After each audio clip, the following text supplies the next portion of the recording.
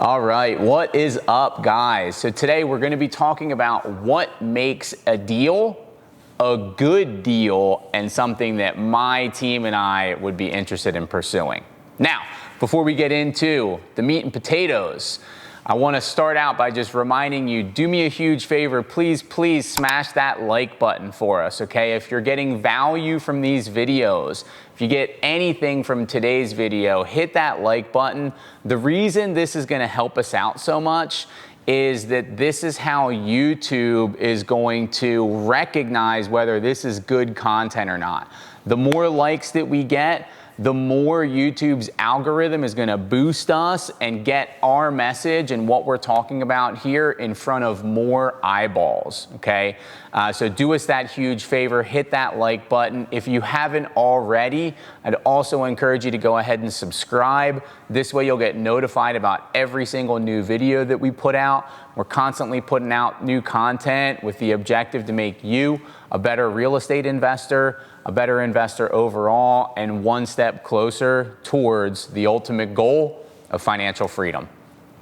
So, what is it that my team really looks at when we're deciding to move forward with a deal? What makes a deal a good deal? Okay, so first and foremost, there are minimum return parameters that we have set forth. Okay, so we will not do a deal if it does not meet those minimum return requirements. Our objective is to provide our passive investors, okay, our private investors who come into deals with us, we want to provide them a minimum of a 15% annualized rate of return. Our goal is 15 to 20, okay? We'd prefer obviously 20. Putting more money in our investors' pocket would obviously be a benefit, but we are generally not looking to move forward with a deal unless we feel supremely confident that we can project a 15% return per year. Okay, so that means if somebody's with us in a deal for 2 years on a $100,000 investment, they would get $30,000 to $40,000 back. 15% per year that they're in the deal with us. Okay, that is at an absolute minimum, 30,000 foot view. We have to be able to have those returns for our investors. Otherwise, we won't even bother. Now, it goes a lot deeper than that. Okay, so we really focus in the southeastern section of the country. North Carolina and South Carolina are our home base markets. We do deals in Atlanta as well as Florida, and now Tennessee is the newest state that we are targeting. Now, the reason that we like these areas is these states over the past several years have experienced some significant growth. Now, look, just because the state overall has experienced growth doesn't mean that we will buy anywhere in these respective states, okay? We're targeting states and then we're targeting certain cities within those states. What we look for from a market perspective at the highest level are two things. We want growing number of jobs, okay? So we're looking for jobs announcements. We want an economy that is growing, that is providing its citizens with more employment opportunities. So we're looking for job growth. We're also looking for population and household growth. So generally speaking, and this is super generic, okay? And I'm sure you could make a chicken or an egg debate about this if you really wanted to, but high-paying jobs that come into an area will then bring in people to fill those jobs, right? And there is something known as essentially a trickle-down effect, where high-paying white-collar jobs actually create secondary supportive blue-collar jobs that will fulfill the additional needs of those white-collar employees, right? They're gonna shop, they're gonna eat, they're gonna do all of these things. There's more people that can go to gyms, etc., right? And so those higher paying jobs create lower paying jobs as well, okay? So there is a bit of a ripple effect. So from a market perspective, we're looking for growth. We want job growth. We want population and household growth. We're also looking in markets that have diverse economies. Okay, we do not want to be in the great city of Detroit in 2009 and 2010, right?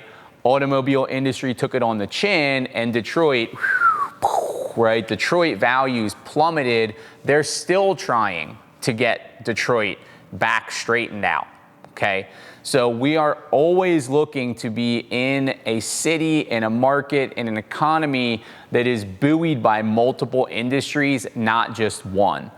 Because different industries will be on the rise, they'll be on the fall at different times, right? The overall economy in the country can be great, but this particular industry can be on the decline and vice versa. So the more industries there are providing employment opportunities within a given area, then the less susceptible we are and our property is to changes and ebbs and flows in the economy, which are obviously inevitable, right? And there's nothing that we can do to control those. So we want to try to harbor ourselves as best as we can against that risk. So that's the market. Now, within the geographic area itself, the neighborhood, we're generally looking to be in B and C type areas. We will play in like C minus type neighborhoods if we are in the path of progress. So for instance, we bought a deal about 1.5 years ago in Charlotte. I happen to be located in the greater Charlotte area. Both my business partners are located in Charlotte, so we are like intimately familiar with this market.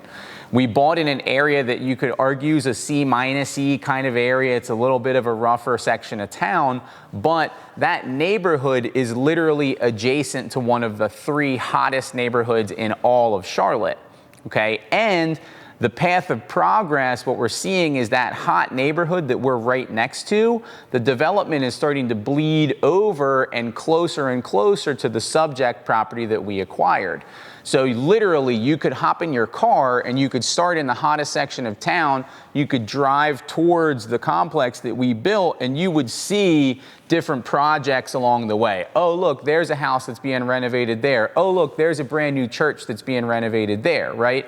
So we could see this path of progress. We could see the overall area improving. And so we felt really good about buying in that area that if it were in a place that was not our home base, we may not have felt as good about acquiring that property. Okay, so we do like to be in B and C areas that do have upside.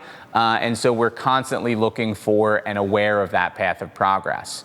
Now, from a property specific standpoint, we're looking for B and C class properties. These are properties that have been built in the mid 70s up until like the 2010 era. So these are properties that will have some deferred maintenance.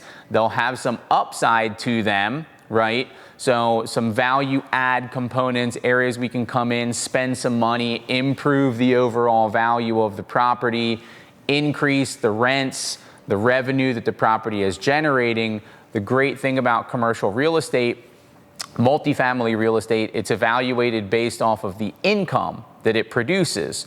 So if we're buying a deal that is not generating the rents that it should be generating because the units are out of date, we can buy that property, renovate those units as they turn over, increase the rents that those tenants are paying, and therefore increase the overall value of the property. It's a simple mathematical equation.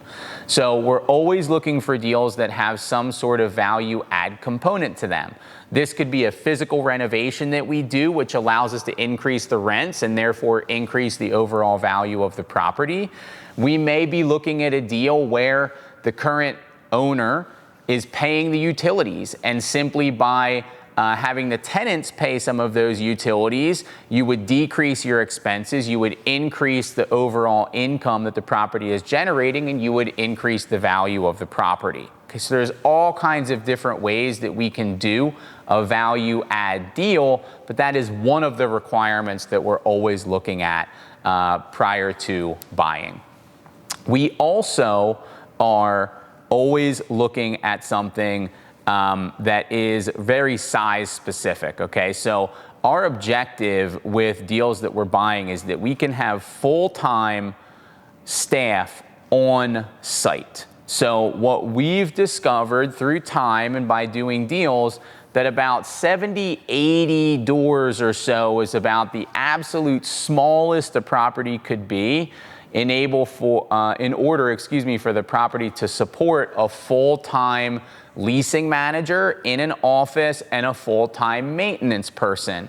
These are huge benefits to the overall value of the property. The property is easier to run because you have eyes on it 5 days a week by multiple people. You wind up with higher occupancy, right? Whenever somebody shows up to tour units, there's always somebody there that can take them out and show them units. Your expenses get lowered because you have a maintenance person on staff. They can go and take care of the small maintenance items. You don't have to hire a contractor to come out and do the work and charge you for the visit every single time. So one of the things that we're doing now that we have some success under our belt, we have several $1 million in assets under management, is we're looking to level up the size of property so we no longer are buying any deals that do not support that full-time staff. So those are some really high-level things that we look at that help us determine a good deal from a bad deal. There's a variety of other things. As we do deals and as we talk our investors through the different investment opportunities that we have for them to come in and invest in some of our deals with us, we're reviewing the deal literally from top to bottom, 30,000-foot view all the way down to everything that's taken place at the property. There's a lot of moving pieces to all these things. If you're interested in learning more, talking more about what some of those things are that we're looking for, or learning more about investing with us, you can reach us at theinvestorboardroom.com. We look forward to working with you.